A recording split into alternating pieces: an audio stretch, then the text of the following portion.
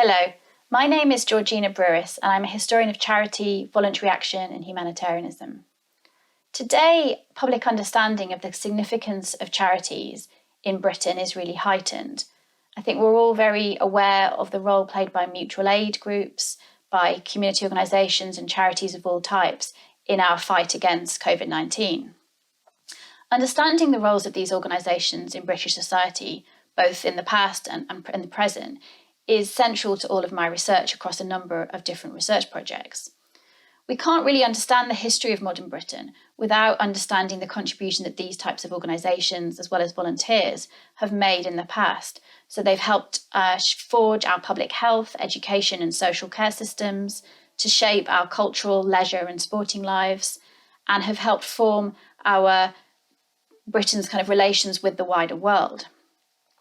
However, the archives and records, as well as the objects, which we might call the material culture of charity, are particularly vulnerable.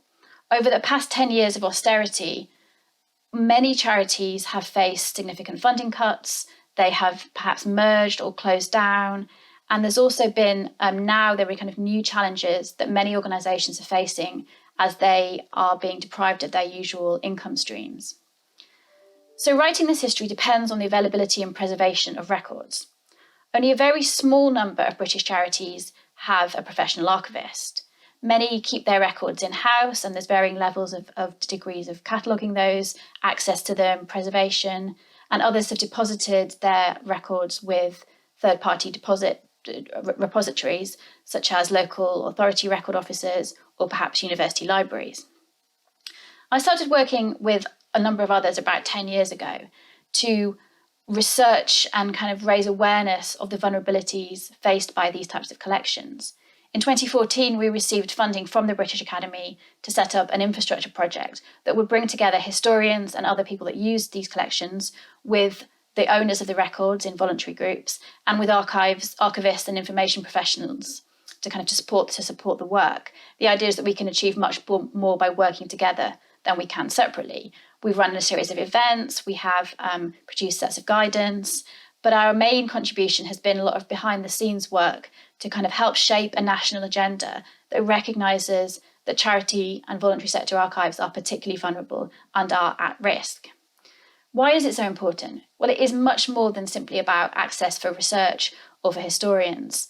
Archives are really important for voluntary organisations themselves. So they can be a kind of evidence base, they can be a source of institutional memory and identity.